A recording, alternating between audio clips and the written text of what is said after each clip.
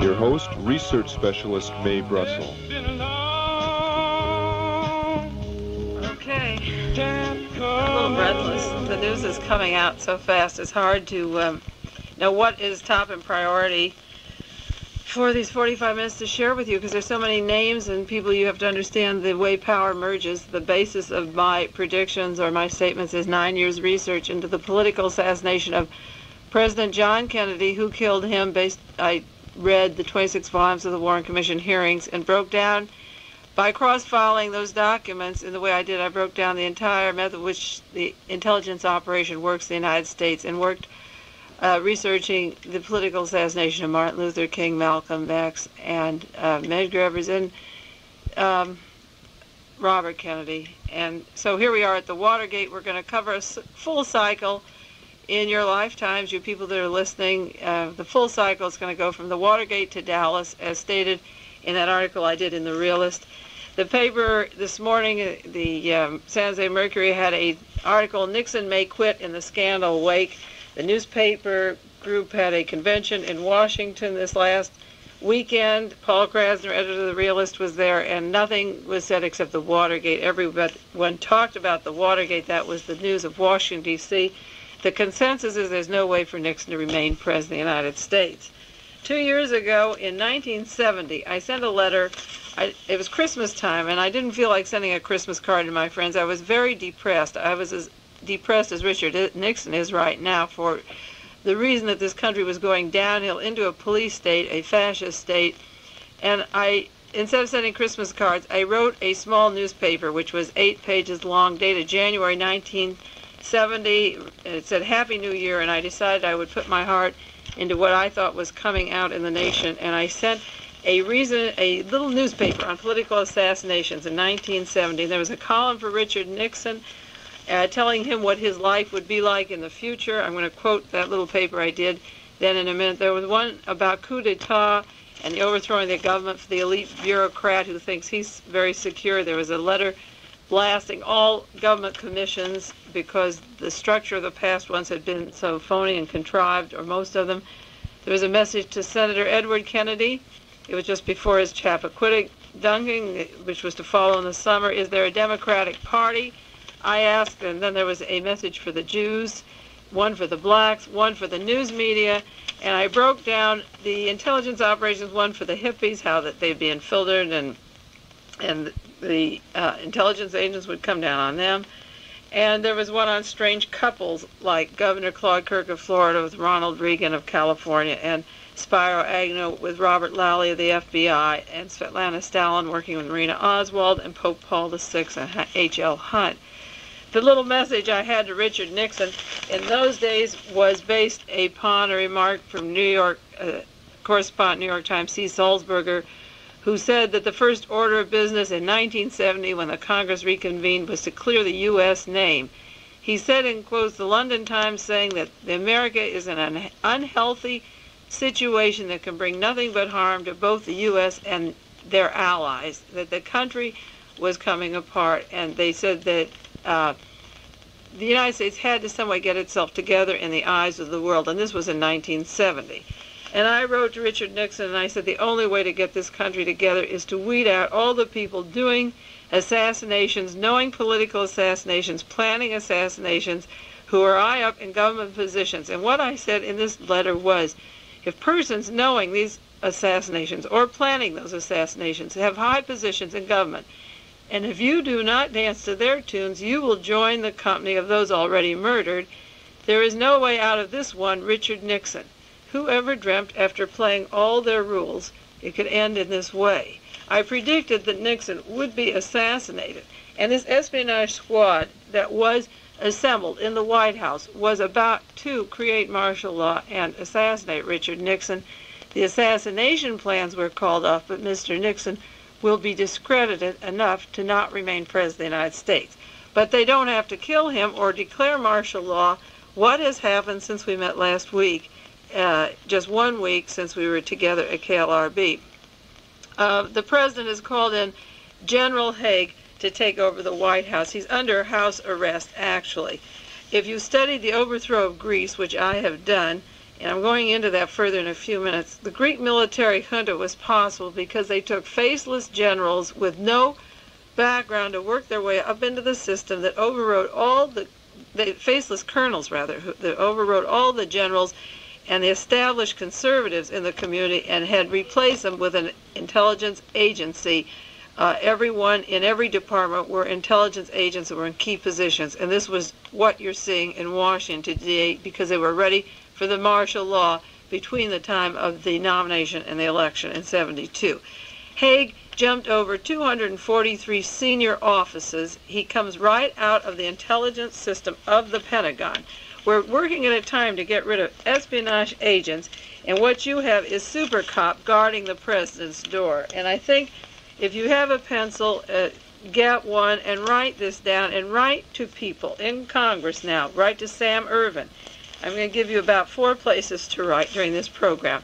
One, that we are investigating intelligence operations. I'm going into evidence today that this whole espionage operation was a CIA plan to overthrow the government. It's written in my article, The Realist, and every day the information is coming in, fitting in exactly to that little article that I wrote 3 weeks after they were arrested, July the 11th. Mr. Haig was Mr. Kissinger's representative. He came right out of the intelligence department. He was formerly deputy of intelligence for Mr. Kissinger in the National Security Council. He jumped over all these other men, any person at Fort Ord that is in the Army or regular Army who is not in intelligence must know and recognize that he's being replaced. And in the Navy, and the same way with the Marines, as Mr. Cushman, that's in the headlines today, that was responsible for the operation against Daniel Ellsberg's medical files, went right from the intelligence agency, deputy director of the CIA intelligence agency, to be head of the Marines.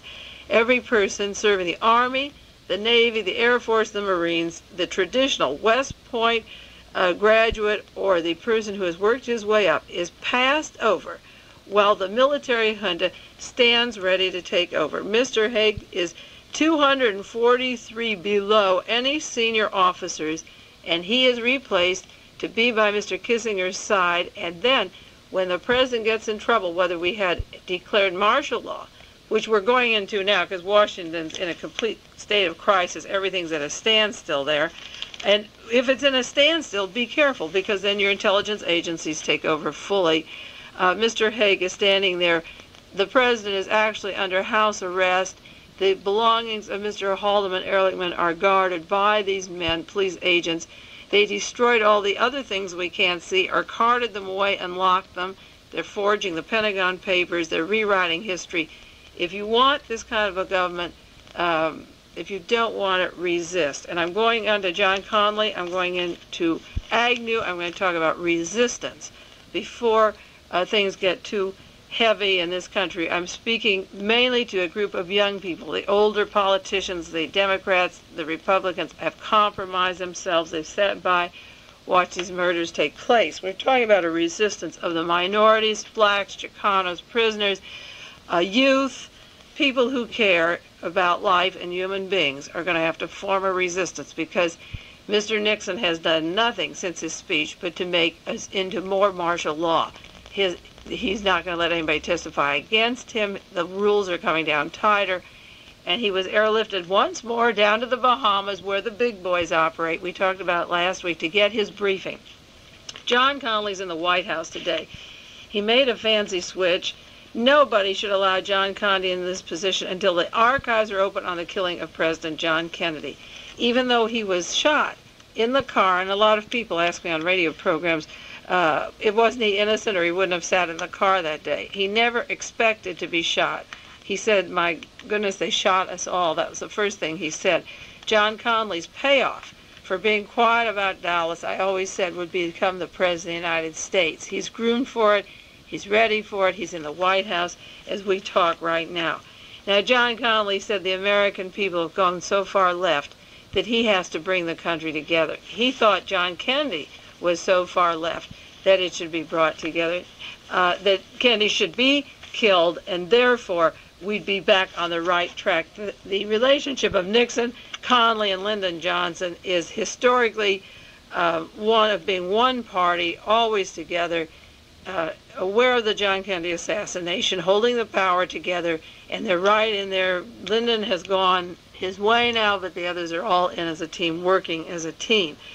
I said last week I would talk about a document I got from the Southwest. It has to do with John Connally and his private island in Jamaica, where the headquarters of the world Nazis reside.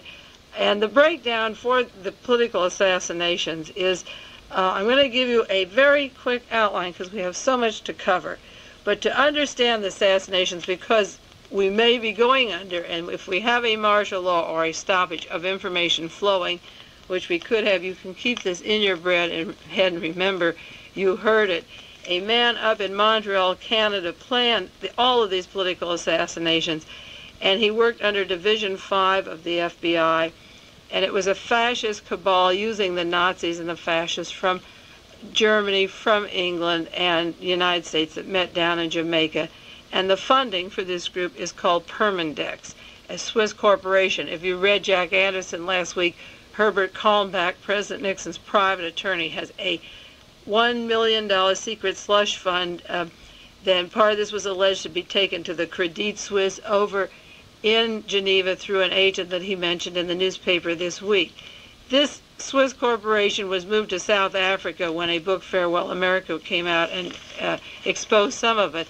But there's 5 branches of people that operate as an espionage team. One is the Solidarists, which were the Russians that were dispossessed when the communists took over, the white Russians that owned the oil and the land, and they moved out of Russia, and a lot of those Russian emigres moved into the Dallas-Fort Worth area, and I learned about them because they were all friends of Lee and Marina Oswald. They were called the Solidarists.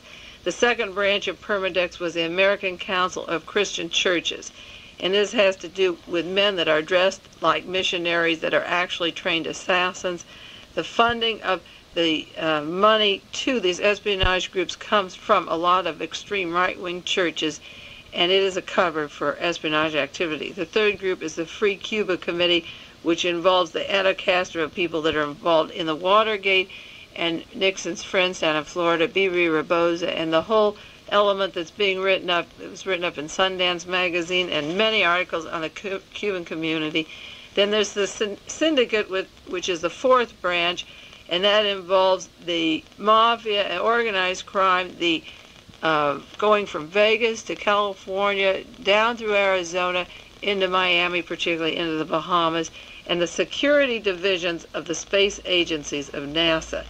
Now that's where Werner von Braun came over from Nazi Germany and brought with him scientists, but also social scientists and other 500-600 head Nazis and intelligence agents, so that the framework of political assassinations and the men that are still running Washington and the White House today, the Solidarists, the American Council of Church, the Free Cuba Committee, the Syndicate, and Division 5 of NASA. And John Connally is related to all 5 of these branches in one way or the other.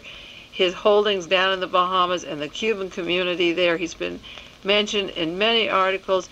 The use of Jack Ruby and the Syndicate in Texas when he was the governor and John Kennedy was killed.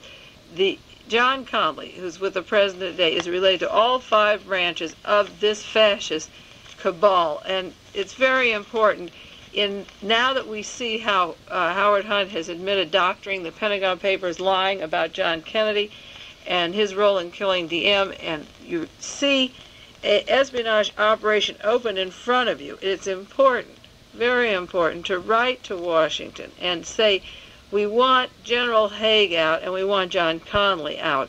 There's no way for the congressman to weed out the entire espionage government that overthrew the actual two-party system in 1963. There's no way to find out the truth about Watergate unless we get rid of these particular people. General Haig, who comes from an intelligence agency, watching the Watergate, the man who received the benefit of all this, Mr. Nixon in the White House, and screening who sees him or doesn't see him, is like John Mitchell or John Dean investigating the Watergate.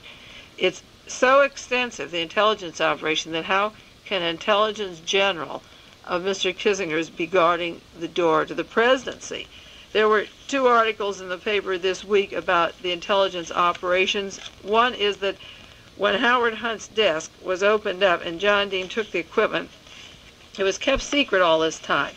But because the Ellsberg trial and the judge ordered subpoenaed an inventory of what was in the desk, he received the following information. Now, what I'm reading from you is information in the desk of Howard Hunt that was in the White House at the time he was arrested.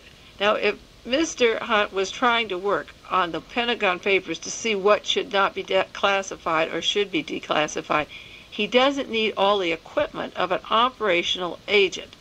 Keep in mind, if he's doing paperwork or trying to find leaks of this kind of where Mr. Ellsberg is getting his contacts, ask yourself what kind of equipment he needs. And the giveaway of what he was doing in the White House is the last thing on the list. He had a .25 caliber pistol and ammunition, which all of these operatives, they were all heavily armed, and I did predict that Nixon was going to be killed. He had tear gas canisters. He had two-way microphones in simulated chapstick containers. You can see him in the restaurant, fixing the wax on his lip, and he's really talking on microphones. Instructions for portable radio transmitters, electronic antennas, equipment, interception capability, bugging, camouflage microphones, harnesses for climbing telephone poles, and jack wires for monitoring telephone calls. But this is what he had. He had two maps of Baltimore and Washington, D.C., with circles drawn around the highway intersections. Two maps. And the Washington officials couldn't figure out what those maps were for. Well, I sent a letter right out to Andreas Papandreou, and we're going to talk about him in a minute, the ex-premier, the man who wanted to be premier of Greece, who was kicked out just prior to his elections when martial law took place. I sent him a letter yesterday and said, does this sound familiar? Because the way that Greece was overthrown was that the faceless young colonels had all the communications. They had all the wires and their own radio transmitters like McCord has had at the White House, and the walkie-talkies that connect to Hunt. They had the radio transmissions, the electronic equipment, radio stations. Everyone else in the nation in Greece was cut off from each other.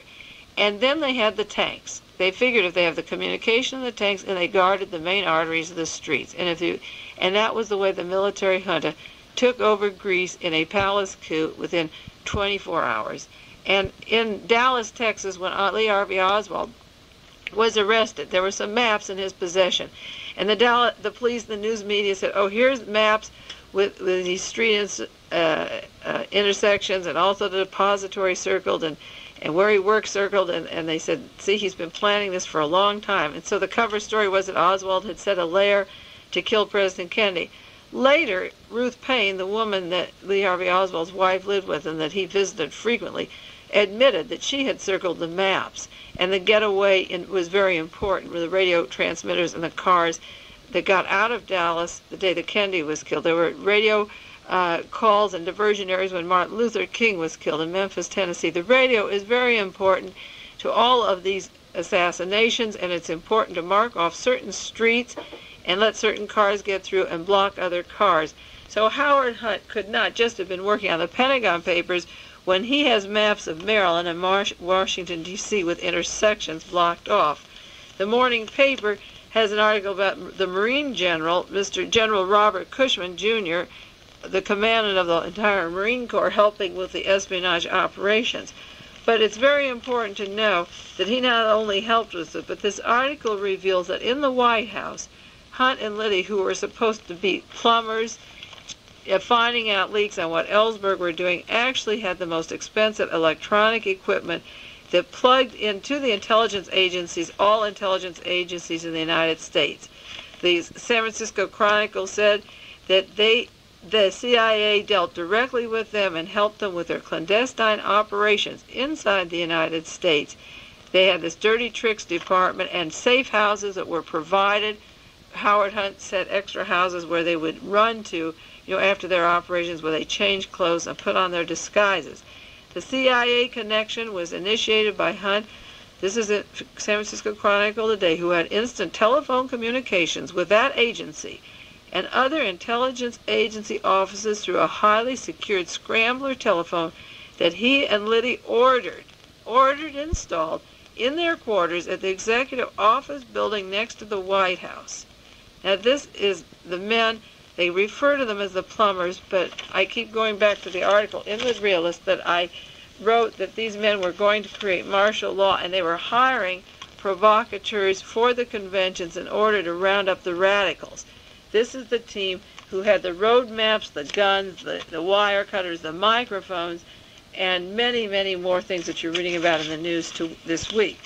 I'm going to quote, for those of you who don't have the Realist, thing that I wrote in July of this year, and then I'm going to play a tape for you, and then we're going to talk about a little further.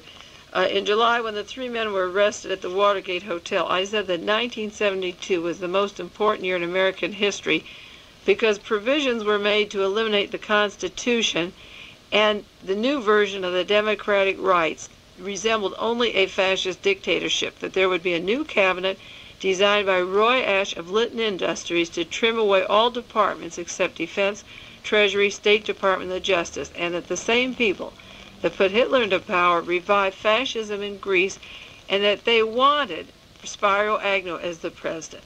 Andreas Papandreou, I put in my article, often compared with John Kennedy, had a good chance of winning the Greek elections in '67 when the U.S. Army, the CIA, and agencies helped with a coup d'etat, and money was channeled into this country and offered to Richard Nixon if he would take Agnew as the vice president. And at the time I wrote this, I spoke of a $10 million secret fund that was put in our hands of our espionage agents, which you see coming in the news every day, to take Spiro Agnew. I stress this now because you're having Agnew and Connally lining up as the team as Richard Nixon gets ready to get out. We have to say to the Watergate investigators, no, they are not good enough for us. You see, in 1968, I said in the Realist, Nixon was offered through CIA conduit Tom Pappas the funding he needed for his election. So, and I linked it to the Nazis in Germany and the Nazis that overthrew Greece and the offices that hired agents like Howard Hunt, Mullen Associates, that really wanted Spiro Agnew to become the president. Now, they're getting it in an easy way. If Nixon gets embarrassed enough, they'll say, okay, we're going to have Agnew. The point is that the democratic process was overthrown, and we have to have an election. We can't let him appoint Agnew or Connally for us. We have to have another election and get very busy. But in case we don't get lucky enough to have an election, there's some smart congressmen in Congress aware of what's happening now. But in case we don't have it, what if they declare martial law? I'm going to play a tape that I received from a listener who listens to the radio programs. I got it just a few weeks ago.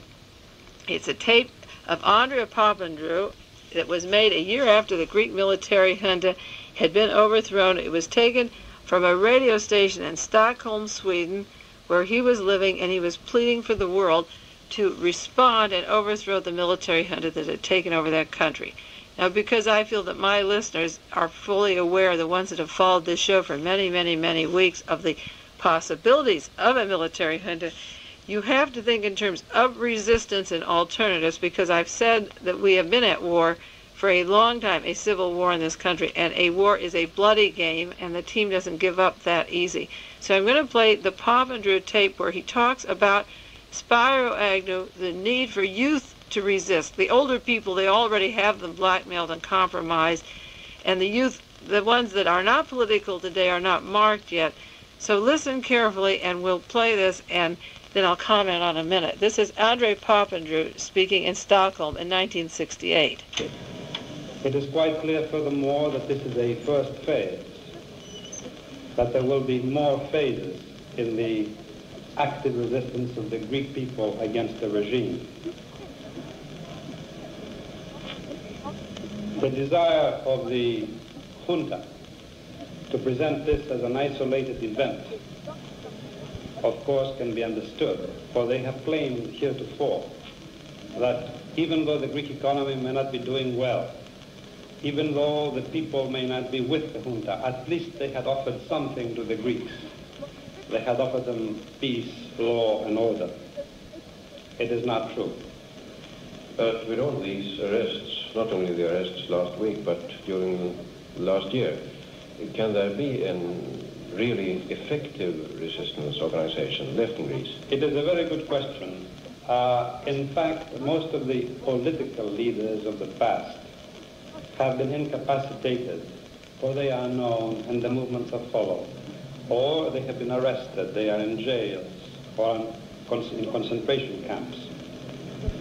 It has taken some time to develop a new leadership of younger people, a leadership of people who have not had much role in political life, people who are not known by the police.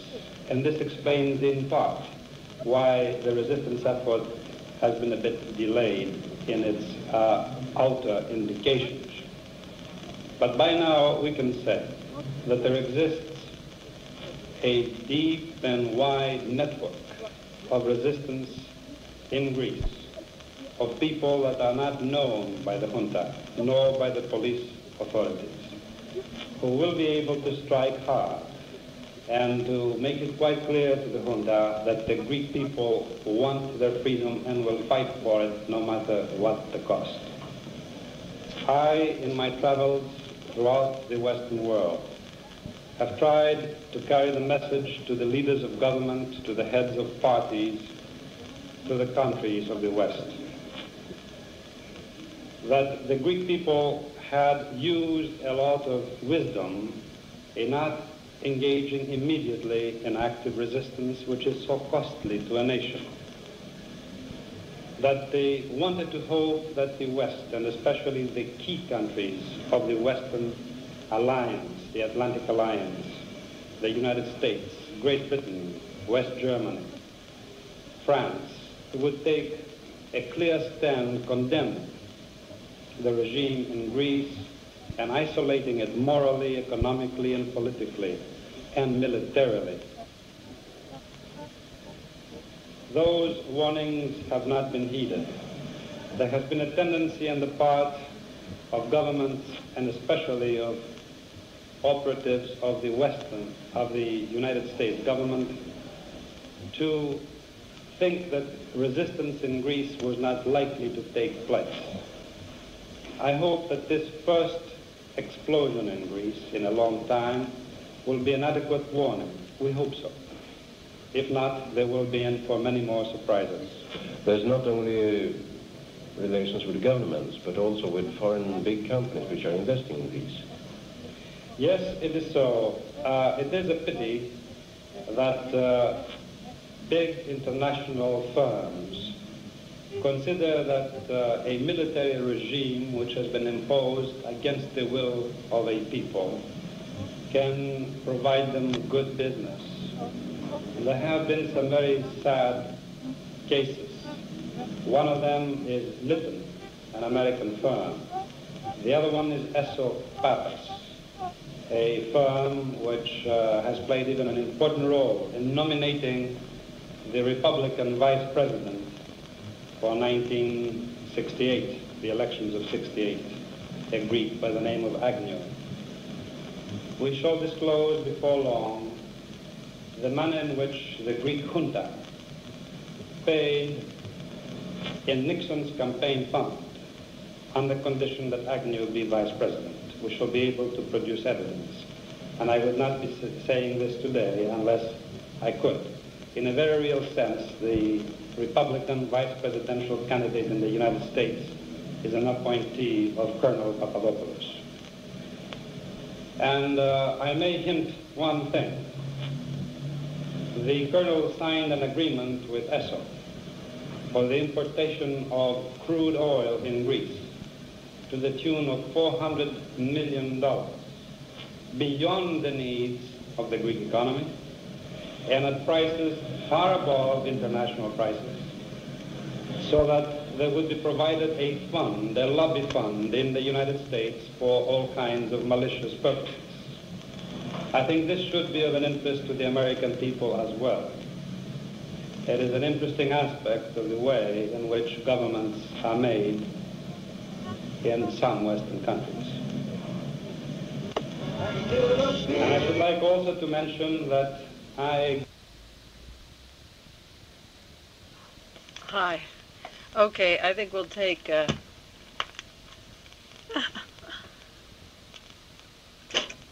Okay. I think we'll take that there. at that cutoff of countries and talk about it some more. There was some more on this tape. I could play a lot of it. There's a lot of comment. But I think we'll just go on and discuss what he's saying there. I think it's quite clear. If you wonder where all this money is coming from that's going into the funding of these espionage agents and these assassinations, each major assassination costs maybe $10 million to effect an assassination. The agent provocateur in Los Angeles, Louis Tackwood, said last year that there was a $10 million fund set out for the martial law alone. That would be the Hunt, the Liddy, Operation Intercept, the White House plumbers you're reading about now. With unlimited money coming in from foreign countries to overthrow our country and select our president, a lot of this information has been available for a long time.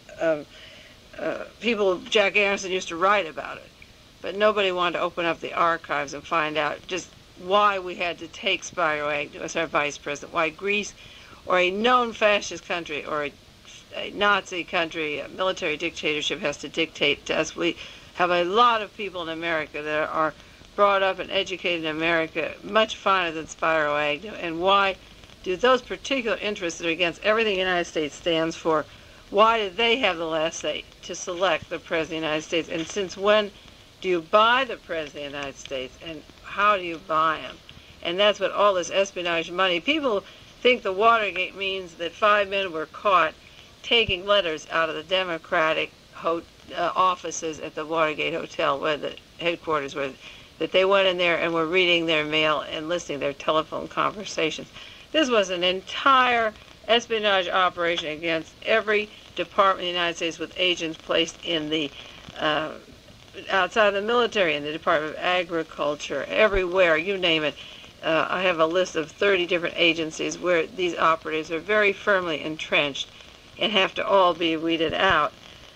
We have Mr. Agnew linked with the military junta. We have Roy Ash of Litton Industries, who was the conduit of funds to overthrow Greece, sitting in the White House. And this is what I want you to do, your homework for this week. Roy Ash has to be confirmed now before the House. The House of Representatives voted that the director and deputy director of the Office of Management and Budget have to be confirmed by the Senate.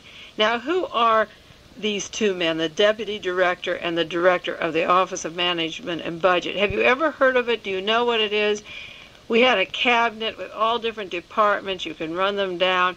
When the decision was made to have martial law in 1972 and tighten all controls in this country, to join the FBI to the CIA, to get rid of all the cabinets, to do away with the Constitution, the entire control of the federal budget, domestic affairs, was to be moved inside the White House, like the foreign affairs, taken away from the hands of the congressmen, who were practically all sterile and sitting like a bunch of idiots anyway, doing nothing while all their power is being taken away. So Roy Ash of Litton Industries, who makes huge contracts, used to work for Howard Hughes, and huge contracts from submarines with large cost overruns and equipment, electronic equipment, is put into an office to streamline our budget, because everyone likes to think they're saving money. And he's sitting there in a new cabinet position of Office of Management and Budget, and his deputy director is sitting there next to him, a man by the name of Mr. Malik. And the Congress, after Fred Malik, and after Congress reconvened this year and after the elections, and Nixon says, okay, I'm going to veto all money you passed last year for old age, the blind, medical research, cancer research, OEO, legal opportunity for the poor. I have a list of 70 things that were locked up in domestic welfares and benefits and pollution and rivers and dams and clean air, you name it. He took it all and said, no, we got to go over this and trim this down. And the military contracts escalate, $8 billion for new kinds of weapons when there's enough to destroy the world 70 times over. So Office of Management Budget was formed by the president. He put Roy Ash, whose background is very questionable and should be investigated, just because he overthrew Greece as a conduit of funds. You heard Papandreou speak. It's written up in many, many books. He's part of a martial law in a country that had a free election. He siphoned the money to overthrow the country, and he's sitting in the White House right now. So after the elections were over and the Watergate started breaking, the House of Representatives had a vote of 229 to 171 to have an appointment to decide whether Mr. Ashe and Fred Malek should have the approval like cabinet members. They're inside the White House, and the president said, they're going to control all of our money, but they don't have to have your approval. And the House voted, yeah, we want to know who they are. There's a quotation in the paper that the impact and decisions of the office management budget are no less than any member of the cabinet, as long as Congress has no authority at all over these particular two men of the Office of Management Budget or power in the budget area, so long as they will be handicapped in exercising any power over them. They want to have a hearing about who they are. And Mr. Ashe thought, well, he could win confirmation. He's been in the public eye for so long, but they want to ask him about his financial problems, and believe me, there are plenty.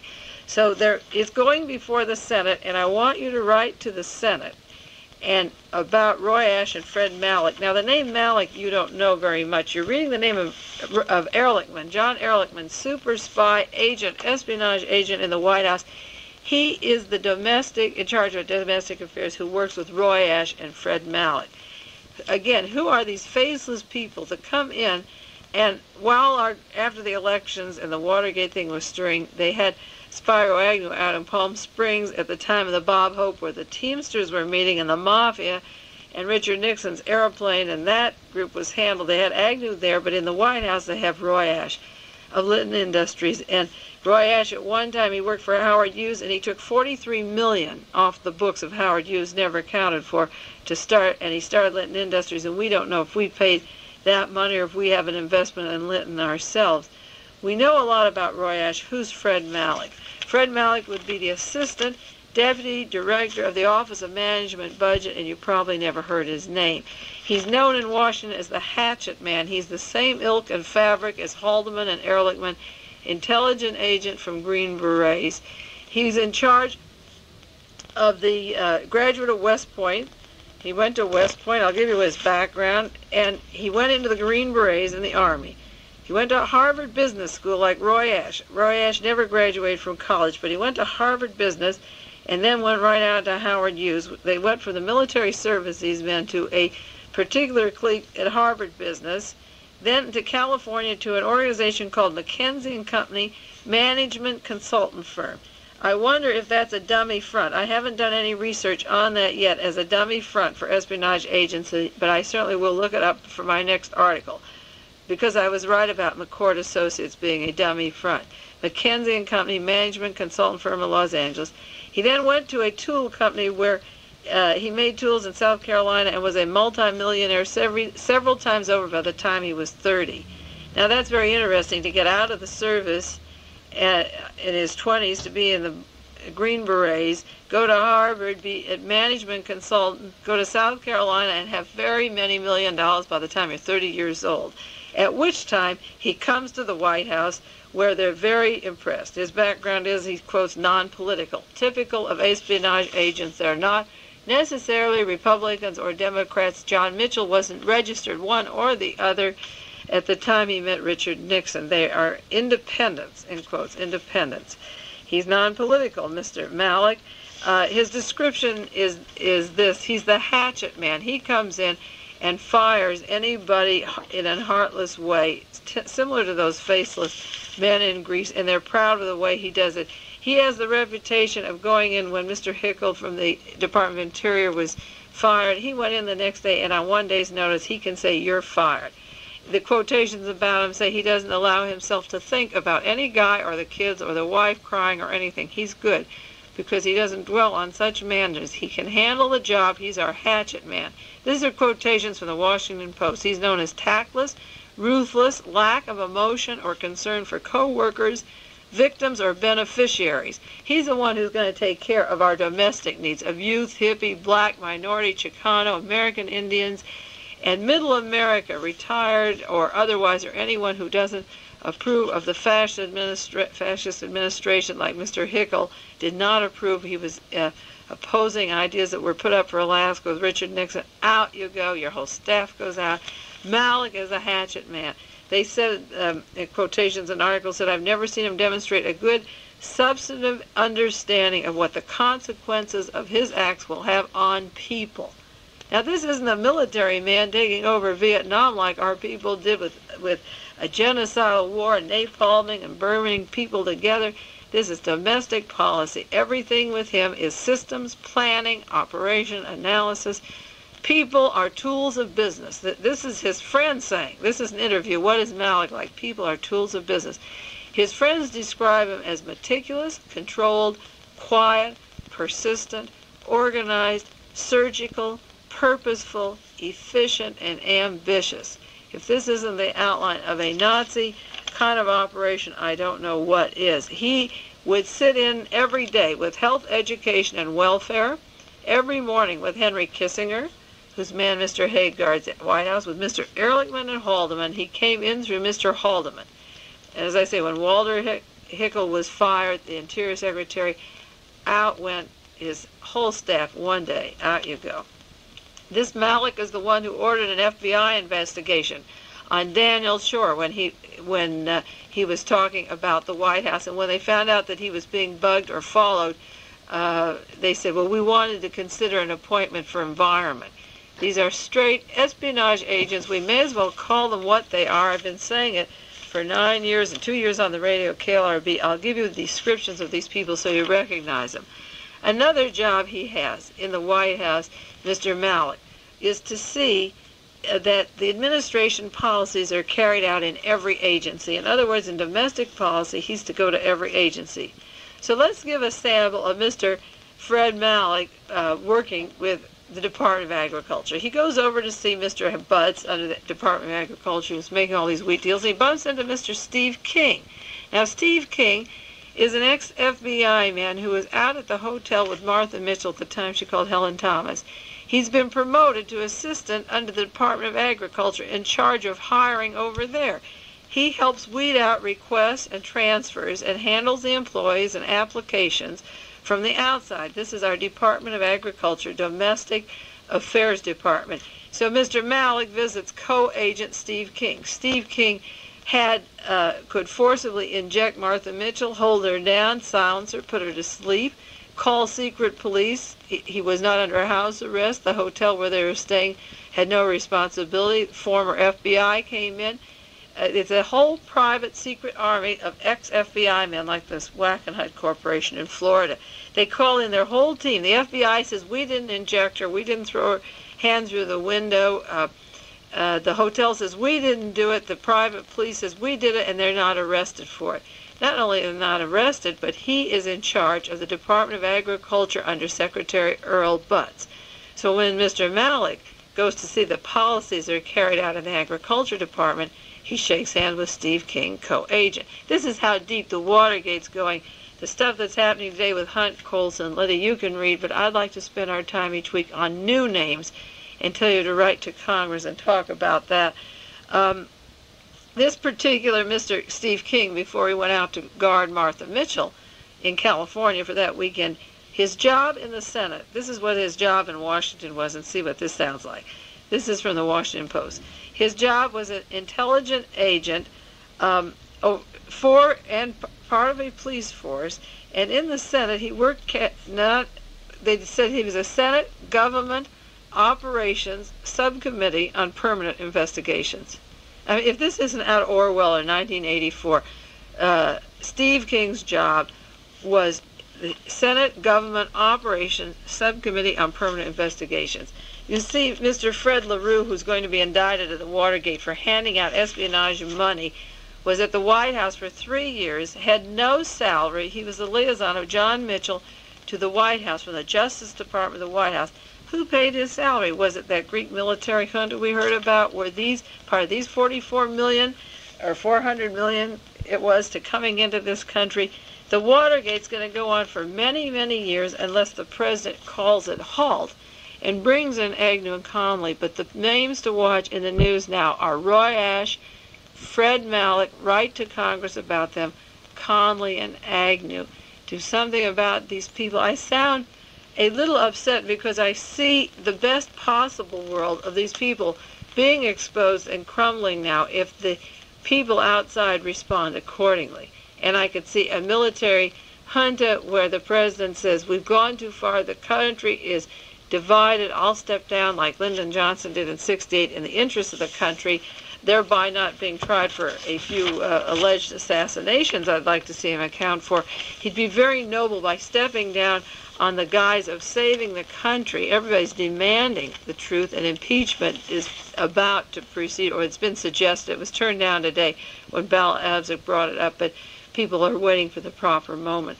Well, think of Roy Ash and Malik and Steve King and Conley and Agnew, and know that even if they're getting smoked out, we have a lot of work to do. It's the year of the ox, the Chinese year. We've got to do a lot of work to get them really weeded out so we can get this country back to using the energy and the resources and the people, the really beautiful people all out there who have been oppressed by this system for too long. Okay, I'll see you next week, and I know it won't be any better, but we'll calm down. Bye-bye. You've been listening to Dialogue Conspiracy featuring research specialist Mae Brussell.